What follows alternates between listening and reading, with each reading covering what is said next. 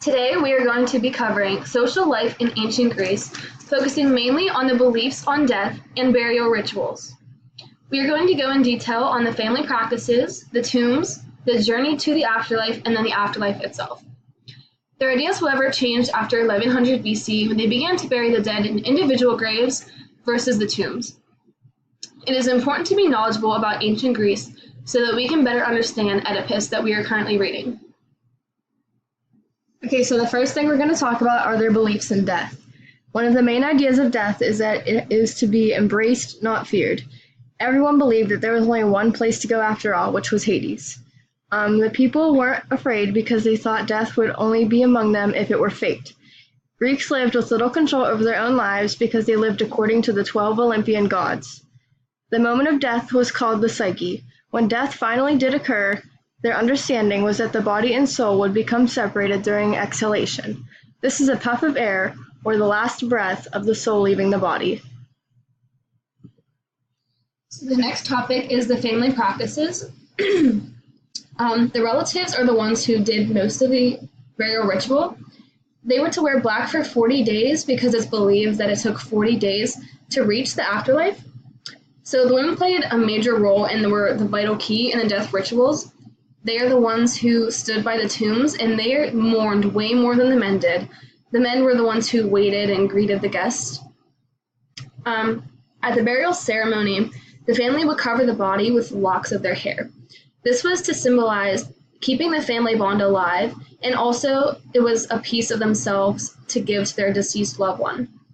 After the death ritual was performed, it became widely popular for the family to annually visit the tomb and give them valuable objects and also to make offerings.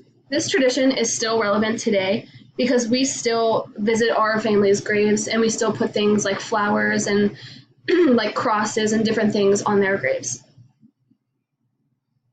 Next is their beliefs on burial. There are a total of 3 parts to the actual burial process. These include the prothesis, the ekphora, and the cremation of the body. The prothesis is the laying out of the body.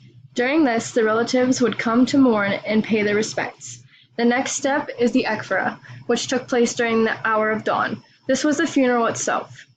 People would place things inside the tomb. Finally, the body would be cremated.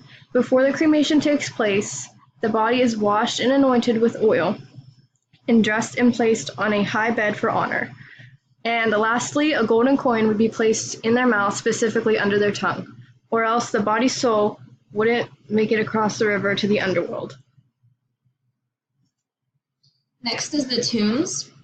Tombs were traditionally located in caves that were under the ground. The tombs were made up of marble where the body lies. Gorgon heads were carved into the tomb to keep evil away.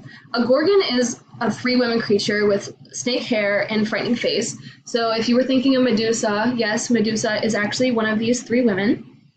The tombs were originally meant to stop them from being forgotten. So the tomb, in a way, replaced the person who they were. There's always something to keep their memory alive. An inscribed epitaph is located on the tomb's monument, and it is a short text that honored the deceased. We still use this today when we write on their tombstones in loving memory, or even like put pictures on their graves. Families also put items inside of the tombs, which are believed to be used in the afterlife, which is again another tradition that we carry on today. We still put things inside of people's caskets. Okay, so now we're going to cover the journey to the afterlife. The journey to the afterlife involves 6 long steps that determine the fate of the souls. The first step, the Thanatos, he was the god of death, would take a lock of hair from the dead as they died. Next, Hermes, the messenger god, would lead the dead souls to the river Styx. Thirdly, Charon, the ferryman, would be the one to transport the souls across the river if the body was buried instead of being cremated or burned. Fourth, Cerberus, a 3-headed dog who guarded the underworld, Hades, on the riverbank would be encountered.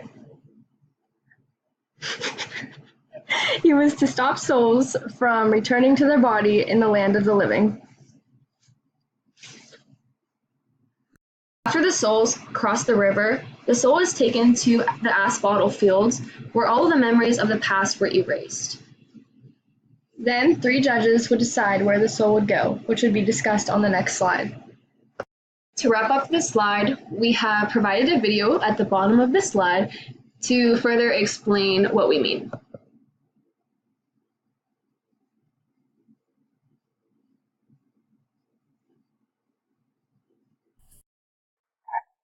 Afterlife of soul.